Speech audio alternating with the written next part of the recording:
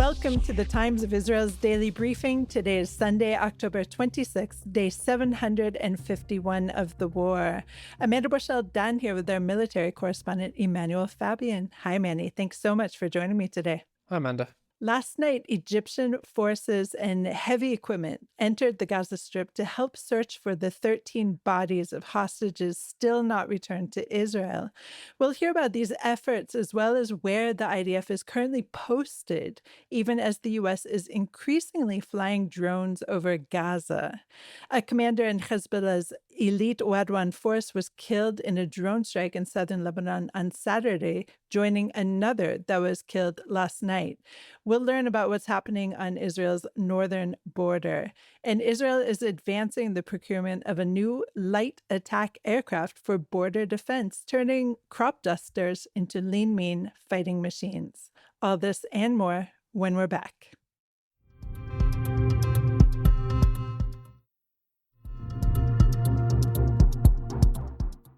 And we're back. I'm Amanda Borschel-Dan here with our military correspondent, Emanuel Fabian. U.S. President Donald Trump issued fresh threats to Hamas on Saturday, saying the terror group would be to blame if the ceasefire collapsed, and repeating Israeli assertions that the group has been choosing not to hand over the bodies of some deceased hostages, despite being able to. Now, Manny, as I understand it, there's currently an Egyptian team in the Strip searching for the bodies. So what can you tell us about their mission? So Israel knows the locations of some or even many of the remaining 13 dead hostages. We don't have exact numbers. There's been all sorts of numbers been given out on how many Israel knows about, how many Hamas has access to. But essentially, this team was given approval to enter Gaza after several days of Israel not approving so, because it claimed that Hamas could access the bodies itself. But essentially, this team will now go to the locations that Israel knows about, or that Hamas also knows about, and will dig down essentially to the tunnels where these bodies are being held by Hamas. Hamas has claimed that it can't get to the bodies because it doesn't have such equipment, and Israel, of course, will not allow that equipment to go into Gaza because it fears that Hamas will use it to then restore its tunnels, restore its infrastructure in Gaza. So that's why it's being done by a foreign team, by the Egyptians, and Israel trusts that Egypt will only be there for this one task, which is recovering the bodies of the hostages. Do you have any sense of how many Egyptian soldiers are now on the ground in Gaza? I'm not certain exactly how many. We saw a video that showed maybe like half a dozen engineering vehicles or heavy machinery. So, I mean, we don't have exact numbers, but it doesn't seem to be like a massive team. We heard, of course, about these other efforts to establish this multinational force with Turkey and Qatar and other countries that will go into Gaza and search for the hostages. I think we're talking about something quite a bit smaller, at least at this stage, to locate those that Israel knows about. And I think it will get more complicated later down the line when we get to the point where there's hostages that Israel doesn't know exactly where they are. And then there will need to be additional efforts and probably more forces to try and look for them. Let's talk about where the IDF forces are now. And as I understand it, they're all behind this yellow line, which is now, I suppose, clearly demarcated by some kind of yellow, barriers throughout the Strip? Yeah, so the army is still deployed to most of Gaza's territory. It's holding 53% of it. And beginning last week, the army started putting down these physical markers. They're essentially concrete blocks that are painted yellow, and then they're sort of topped with this yellow metal sign. They stand, a couple meters tall, and they are being placed 200 meters from each other. From what the images that the army put out, it looks like they've already started placing them in northern Gaza and also in the Khan Yunis area in the south. How long it will take for the army to actually place them along the entire border, I think will take a long time, probably weeks to complete that. But I think the main focus is going to be in areas where the army has seen repeated issues of Palestinians crossing the boundary and approaching Israeli forces in the area. That's where they're going to focus on first. And still, the army is deployed to Rafah, to Khan Yunis, to the Gaza City's eastern neighborhoods, Shaja'iyah and Zaytun, And in the north, of course, Bet Hanun, Bet Lahia are all areas that are under Israeli control. And there have been times where Palestinians have tried to reach those areas. Sometimes there have been terror operatives armed with weapons that have tried to approach Israeli forces. Other times, at least according to the Palestinian claims, there have been civilians trying to reach their homes. But Israel is enforcing this and essentially opening fire on anyone that's approaching forces in those areas. Right. Just to drill down on this a little bit more, in that 53% that the IDF now has control of, the population of Gazans is, shall we say, insignificant. How many Gazans would be there? So it's a little bit complicated actually, because yes, the vast majority of Gaza's population are outside of the areas under IDF control, but there is a little bit of an exception. There are the Israeli backed or Israeli supported, or however you want to put it, militias in Gaza, these clans like Yasser Abu Shabab in the Rafah area. They claim at least to have, it's not just the clan, they also have families living with them. So at least in that area, there's estimations that it's several thousand Palestinians. And there's other clans also in the north of the Strip, also in areas that are somewhat under, I mean, they're technically under Israeli control. Whether or not IDF soldiers are physically guarding them is not really happening. But I think that in total there are several thousand Palestinians who are in Israeli controlled areas, but sort of within the militia controlled areas within the Israeli controlled areas. But otherwise, the vast majority of the Strip's population are in the, I guess, Hamas held areas of Gaza. And so essentially, what the IDF is holding is a buffer zone on steroids. And recently, there were some figures on how much of each city was destroyed or how much of each area was destroyed. And is it safe to say, essentially, Manny, that in this 53%, the vast majority has been razed? Yeah, that is essentially what's happened during the war. The areas that the army's holding now is basically all the areas that it operated in during the war. You can see on satellite images, and there's been all sorts of different analysis over the months of the war and even recently that essentially show that areas like Rafah and Bet Hanun, for example, and even all the eastern areas of Gaza City, every single building there has been razed to the ground. And if you look at areas where the army never operated in, like Nuseirat and Deir al-Balach, pretty much all the buildings there are standing. There's a few, of course, that have been targeted from the air, but largely all standing. And then even more interestingly, there's neighborhoods of Gaza City where the army did not touch at all because in the past, hostages were being held in those areas. So if you look at satellite images, you look at Gaza City, you'll see that a lot of it's damaged, but the old city of Gaza City was essentially untouched because there was hostages being held in that area. And then similarly in the south, there's some neighborhoods of Khan Yunis surrounding the whole area is all raised, but there's like one small block that wasn't touched, and that's because hostages were there. And I'll just add on top of this, if you remember, when we had this incident more than a week ago where soldiers were killed in Gaza in this attack and the army responded with strikes, they targeted this major tunnel system in the Khan Yunis area that hadn't been touched before because Hamas was holding hostages there. So it's a different sort of situation now in Gaza. Let's close the circle a little bit on the tunnels. And do you have any stats in terms of what percentage of the tunnels were actually destroyed? We've talked about an almost total raising of above ground, but from what I understand, below ground, there's still a lot of work to be done. Yeah, there is, at least according to the defense minister, 60% or more of the tunnels in Gaza have not been touched or they're intact. And this is what Defense Minister Israel Katz has now defined as the main goal for the army, which is to demolish all of these tunnels in the Israeli-held areas.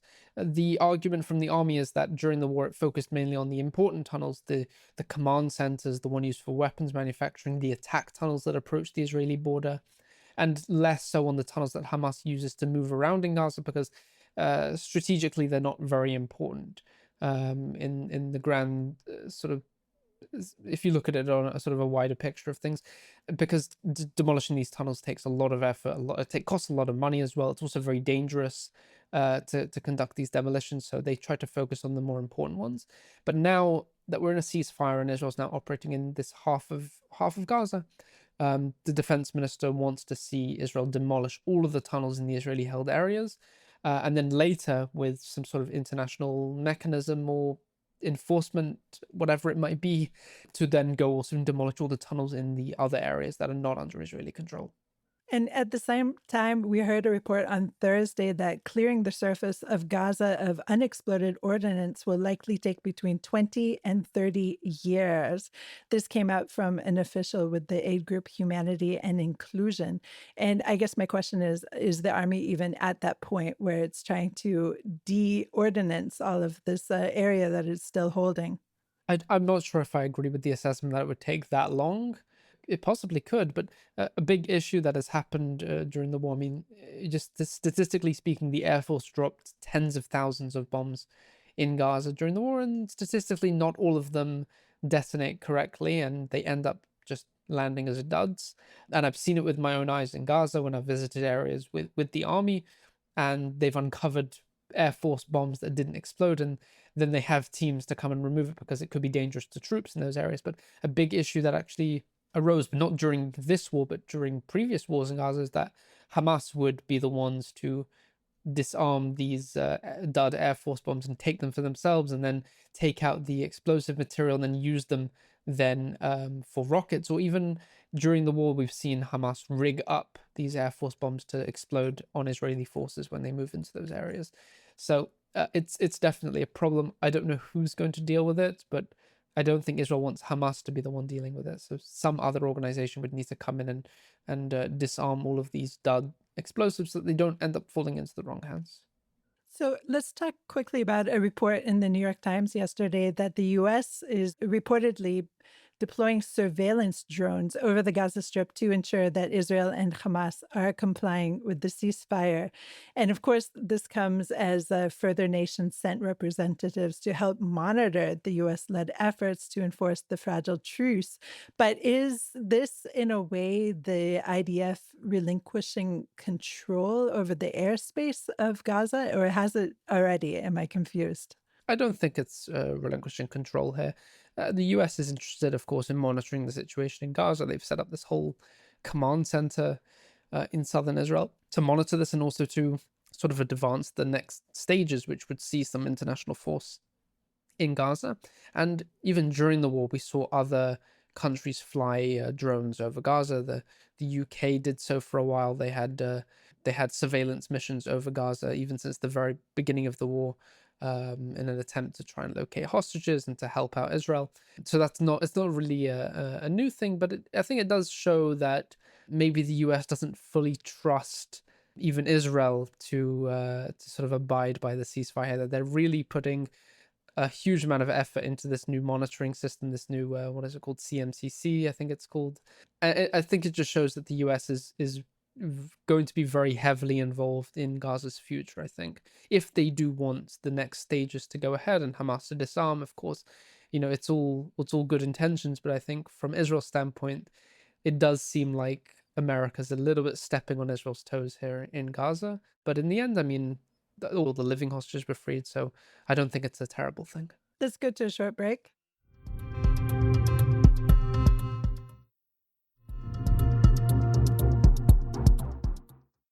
And we're back. I'm Amanda Borschel-Dan here with our military correspondent, Emanuel Fabian.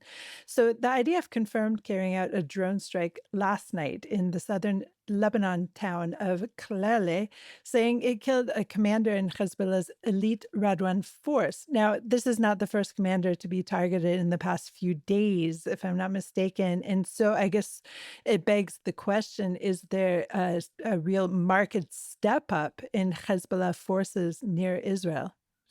I don't think so. I think Israel is continuing what it's done since the November ceasefire, and we've seen, I think, almost daily strikes in southern Lebanon and even beyond, deeper in Lebanon, in the Bekaa Valley, and very rarely in Beirut. Yesterday on Saturday, 2 Hezbollah commanders in the elite Radwan Force were killed, one in the evening, one in the afternoon, both in the south of Lebanon. And the army, of course, accused both of working to reestablish Hezbollah infrastructure in the area. And this has really been almost a daily occurrence. Hundreds of Hezbollah operatives have been killed since the November ceasefire, with no real response from Hezbollah. On Friday, there were 2 more operatives, including a senior commander who was killed, the head of Hezbollah's logistics unit in South Lebanon. He was also related to a very top Hezbollah commander who was killed with Nasrallah more than a year ago.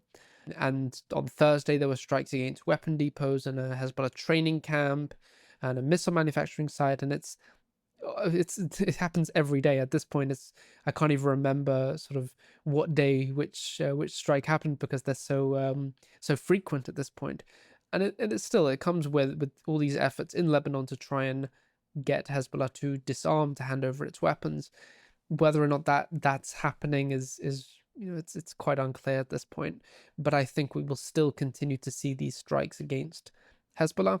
And the main reason for that is, one, the US, of course, approves of it. It gave Israel sort of the authority to do that outside of the ceasefire, to strike any effort by Hezbollah to regroup and rearm. And I think additionally, the Lebanese state approves of it as well. I mean, they do sometimes complain and issue condemnations, but I think it's just for realpolitik sort of reasons, not actually because they cared. I think they're very happy for Israel to keep killing Hezbollah operatives. So another item that jumped out at me in terms of the North is that on Thursday, Israeli troops foiled an attempt to smuggle weapons from Syria into Lebanon and arrested several suspects on top of Mount Hermon. And this is, of course, one of the points that if there were to be an agreement with Syria, that Syria would definitely want to have returned to it. But it just seems like such a strategically important point for Israel. Yeah, when I visited Mount Hermon, I think it was in March, I got to see from that point, from the army post, and it's actually, I was shocked to see how far you could see from that point. From one of the areas of Mount Hermon, you can see the entire Bekaa Valley. You can see all the way to North Lebanon. And if I can see that with my own eyes, then I can't imagine what the army's surveillance cameras and advanced sensors can do in that area. And then they can foil all these attempts to smuggle weapons from Syria into Lebanon. Who knows if I think Israel will demand to keep that spot in some future agreement with Syria because it's so strategic. But there are still efforts by Hezbollah to get weapons in. Not too many. Those smuggling attempts that the army recently foiled was, a few AK-47s and a few grenades, not some massive shipment. So let's close with, let's put in quotes, a cute story about a new squadron that would operate light aircraft on Israel's borders with the Gaza Strip, Syria, Lebanon, Jordan, and Egypt. And what kind of caught my eye on this is the idea that they're taking planes that have been used for agricultural purposes, crop dusters, and really repurposing them for Israel's needs. And this is something that has been in the planning for a while, but explain to us a little bit more about what these light planes would be equipped with and what their uses would be. So we're talking about the Sky Warden plane. It's essentially the Air Tractor 802, which is a very common plane for agriculture and even firefighting in Israel. It's used by Israel's firefighting squadron. I'm sure if you've ever seen firefighting efforts in Israel, you'll know which plane is being talked about, and all the agriculture planes are all this brand. But what happened is this American defense contractor, L3 Harris, took essentially this plane and built on top of it a sort of a more military platform. So it has armor now on it. It has the capability for carrying munitions for missiles, machine guns, and essentially it's a plane that can be used for military purposes, not just for collecting intelligence, because the Israeli military also has small planes like this for gathering intel, but not for actually fighting.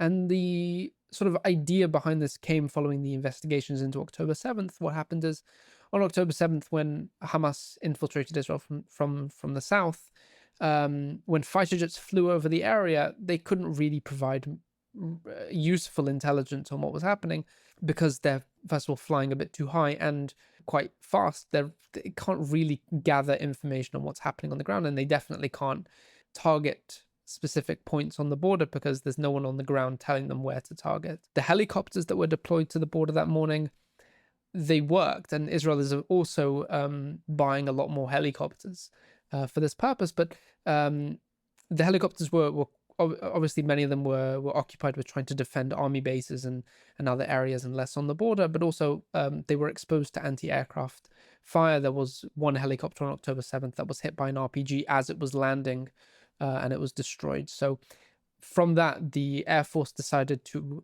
begin thinking about these light aircraft to essentially be permanently deployed to Israel's borders and operate under the IDF's various regional divisions. So the Gaza division on the Gaza border and the Galilee division on the Lebanese border, for example. And then what I understand is they'll have airstrips in the area, right next to the border or next to the regional division's base.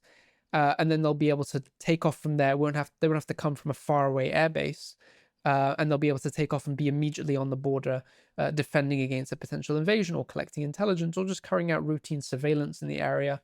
And that will essentially remove the strain that Israel currently has on the fighter jets that have to constantly carry out patrol missions along the borders. So that's the idea. Right now, the L3 Harris and the Israel Aerospace Industries have signed an agreement to jointly develop an Israeli configuration of the Sky Warden. And it will include, of course, Israeli systems inside, surveillance systems and weapon systems as well. And then it will eventually, when it's developed, it will go through all the tests. The Defense Ministry and the Air Force will test it. And if they like this option, then it will be, Israel will then go ahead and to purchase it, and they'll begin production of it. But that could be maybe a year off or longer. We don't really know exactly yet, but they're beginning the initial phase of this.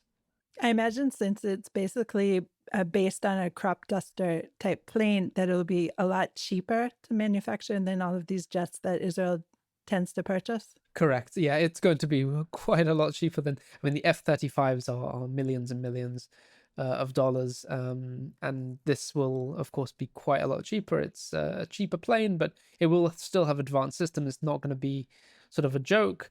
And I don't think that any pilots that are now, in training, I don't think anyone's going to be too upset to get that instead of a fighter jet. But obviously it depends on what they want to do. There's plenty of Israeli Air Force pilots who are very happy with all the other planes that the Air Force have. It's not just fighter jets in the Air Force. Now, Manny, I know you need to jet, so let's say goodbye and end this daily briefing. So thanks for all your insights today, Manny. Thank you. Thanks for listening to the Times of Israel's Daily Briefing. Please check out another installment tomorrow. This episode was produced by the Podwaves. If you have any questions or comments about this or any other episode, please drop us an email to podcast@timesofisrael.com. Until tomorrow, shalom.